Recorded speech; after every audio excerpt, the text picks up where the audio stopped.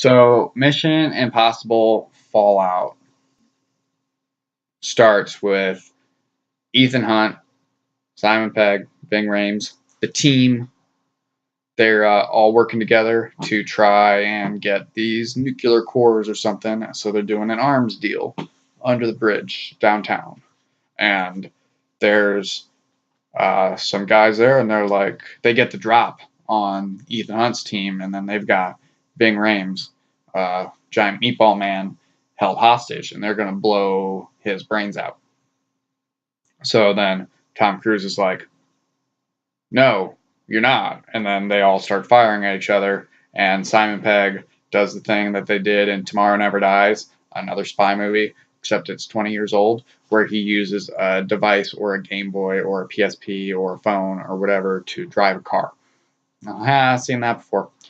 Well, long story short, Ethan Hunt chooses to save his team over saving the nuclear cores. Cut to news report or something, and 3 nuclear blasts have gone off, blowing up huge, the holy cities of the world, and they failed. And I'm sitting in the theater, and I'm just like, awesome. Like, I'm excited to see where this movie goes, because that is a very interesting way to start the movie. So it's Mission Impossible Fallout. You get to see the fallout from the decisions that Tom Cruise made that caused nuclear fallout to kill millions and billions of people. Nope, actually it's fake out, and it's all a rubber mask hospital trick with using Wolf Blitzer. Who names their kid Wolf Blitzer? Is that his real name? Like, your last name's Blitzer, let's just... I guess it didn't hold him back in life. Sounds like a Mega Man boss. You've defeated Wolf Blitzer. You have now unlocked the News Blitz. So that's all fake out, and they're basically, it's revealed that there's a terrorist out there who wrote this manifesto who probably, the nukes are still missing. So they don't have the nukes, they just haven't exploded yet. So this movie, they gotta find the nukes, or the nuclear cores, or the things that make things go boom. And so the IMF teams up with the CIA, I think. And Alec Baldwin is now a member of the IMF. So he switched sides. I guess in a previous movie, he might have been a CIA guy. And Angela Bassett shows up with Superman. It's basically like, hey, IMF people, this is your fault. You're taking Superman with you to save the day. And so... Superman and Tom Cruise have to go to France to meet with an to intercept some dude that's going to have a meeting with an arms dealer, and they plan to use the rubber mask thing to grab the dude, change faces, and then do the meeting. I'm just realizing that in this movie that's about Tom Cruise being afraid of failing, he fails a lot. Like, almost every aspect of this mission goes wrong, or this movie Mission Impossible goes wrong in some way. So they are going to skydive in France, and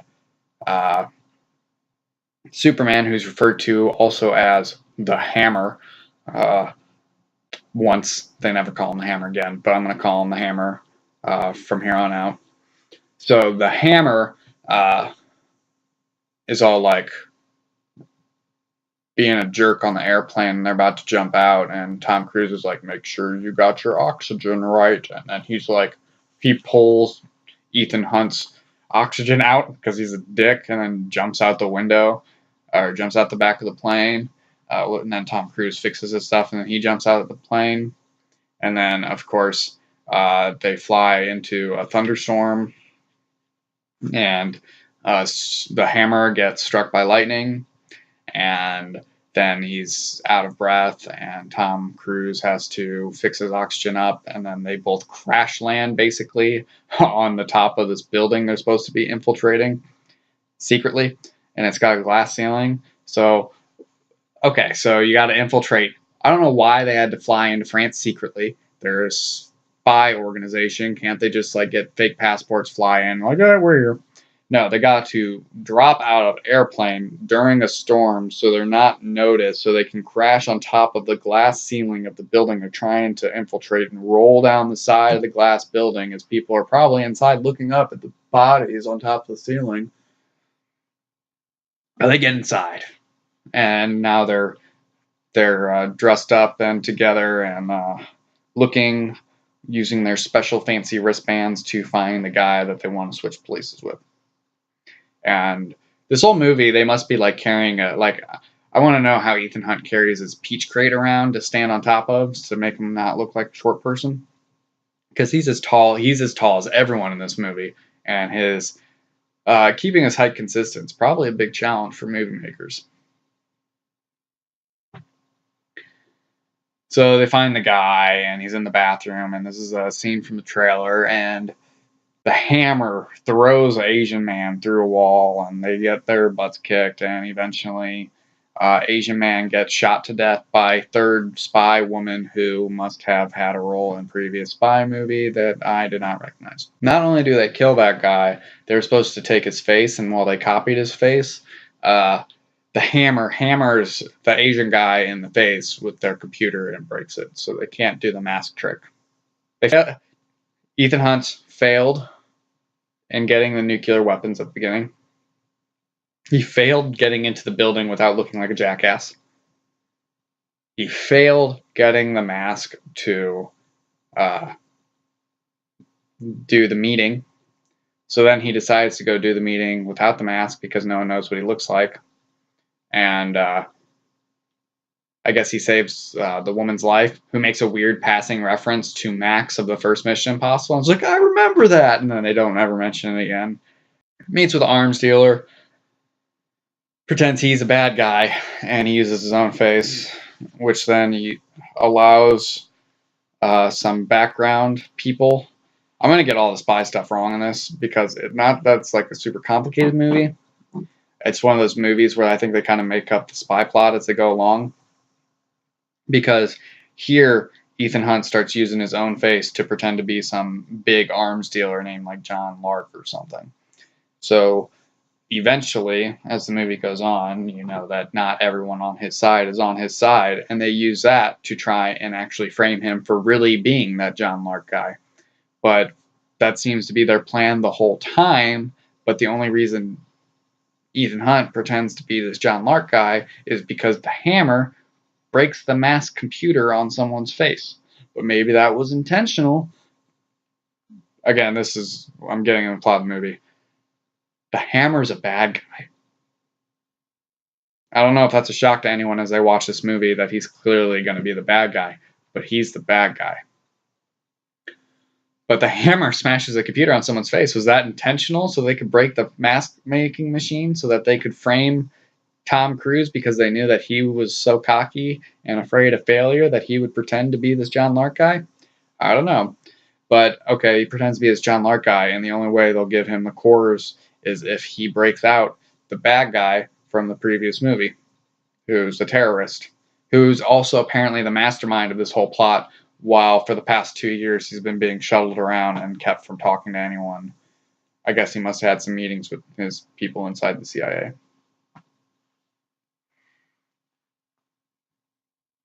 So Tom Cruise has to break that guy out of prison, and there's a whole plan of stopping his prison transport truck in some city. I don't know where they ended up, but I don't think they're in France anymore. And Ethan Hunt's worried because he might have to kill a bunch of people, so he devised another plan. Long story short, they grab the guy, they escape, action ensues. Tom Cruise screws up on his escape, another failure.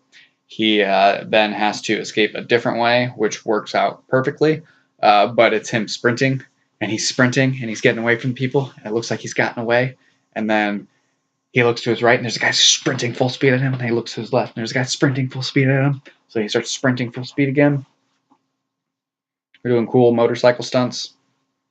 That turns into him diving into a canal to get on a escape boat, and they're like, "Oh no, where'd he go? He just jumped into this canal, which only goes one way, beneath the streets. Why don't?"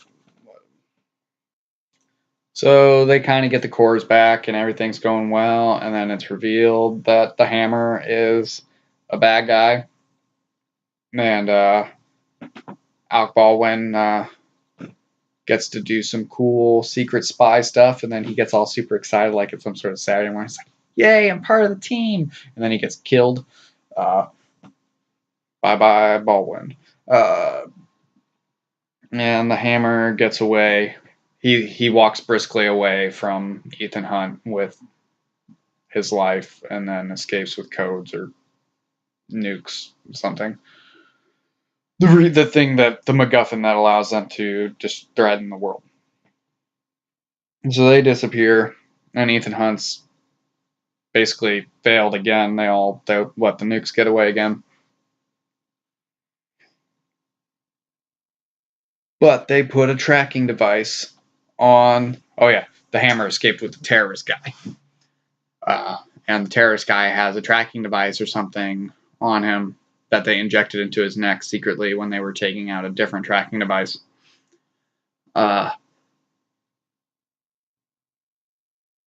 So they track the device to India / somewhere over in Asia. And there's a water purification, water treatment, health station set up where people are helping locals with disease and stuff. And Tom Cruise and Simon Pegg and Ving Rhames show up, and they're like, "We gotta find these nuclear warheads and stop these people from exploding them." And then Tom Cruise's wife is there. And it's like, oh my god. It's not a coincidence. They did it on purpose, I guess, in some way. So Tom Cruise has to pretend he's on good terms with his wife. His wife had basically went into hiding so Tom Cruise could keep saving the world, because he was so afraid of failing the world by being with a woman that if the people died while he was out, making love to Michelle Monaghan, he would be very upset. So they separated, and then he just makes love with other spy women instead, but I guess he doesn't make commitments. And he turns out the two nuclear warheads are here, and they need to stop them. And Ving Rhames, Simon Pegg, and the spy lady from the bathroom scene deal with bearded terrorist. Well, Tom Cruise decides to chase the Hammer with a helicopter. And so they have this cool helicopter chase scene. So these two situations are juxtaposed, and it's pretty tense. The 15-minute countdown's going down because they can't stop the nuclear warheads until they've been activated. So that whole thing's got to stop it, got to get. And Tom Cruise has to get the remote to stop the detonation too. And the person who has the remote, the Hammer, who's in the helicopter that he's chasing. So I'm just gonna go through the Ving Rhames, Simon Pegg, lady, and thing first. On their side of things, Ving Rhames uses Michelle Monaghan's tiny hands to help him get through a bombshell. They find the second bomb. Simon Pegg finds the second bomb and has a fight scene with the bearded terrorist with the lady. And long story short, it gets real rough for them. But eventually, both these groups, they get their bombs and they deactivate it to...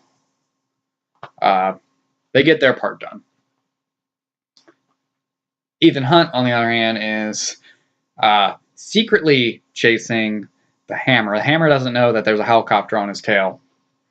And Tom Cruise tries to drop some sort of payload on top of the Hammer, and he misses. Another failure. This was after Tom Cruise got in the helicopter, because he jumped on that payload and he climbed up the helicopter, and then he falls. Another failure, and then has to re-climb up the helicopter. Which is, they kind of play for comedy, I think, because the Hammer's riding in his helicopter, and just behind him is Tom Cruise slowly climbing a rope. It's like, come on, you've got 15 minutes till the world ends. We did the rope climb in PE.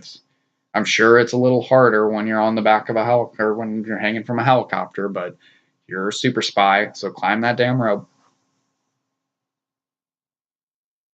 And then the Hammer sees Tom Cruise is in that other helicopter and chasing him after he failed dropping that payload on them. And then he's got this giant machine gun and he goes out the window to shoot at Tom Cruise. And then Tom Cruise just moves this helicopter to the other side of the helicopter. Then the Hammer's like, oh, and it goes to the other side. And then he moves again. And I was just like, jackass. Tom Cruise doesn't have any weapons, so his plan is to chase the helicopter, and then I guess he just changes his mind to, I'm going to crash into this helicopter on this mountain landscape. They crash the helicopter, really cool tumbling scene that goes on for a little while, helicopters falling and tangled together, people getting hooked together with the payload hook on the helicopter and that sort of stuff. And then it becomes a fight scene on a slippery rock surface against the two of them after the Hammer's had part of his face melted by helicopter fuel. I guess that melts your face or burns you, has a caustic reaction of some sort, which I believe, yeah, sure. You're not supposed to put helicopter fuel on your face. They're fighting on the slippery rock surface, and Tom Cruise is just trying to get the detonator. And I don't know if you ever watched Lost, but at the end of Lost, there's a scene between two of the main characters fighting on a slippery rock face, and I think they're fighting over a button or a detonator of some sort. I'm pretty sure they ripped that scene directly from that, and this was Bad Robot, which is the guy who did Lost, J.J. Abrams. So I'm pretty sure that's where they got that scene. So they keep fighting and fighting, and then they're hanging off the side of the cliff and climbing up, and then I guess the helicopter is being hung by the hook, the payload hook, and then it comes off, and then the Hammer gets a hook to the face and dies forever.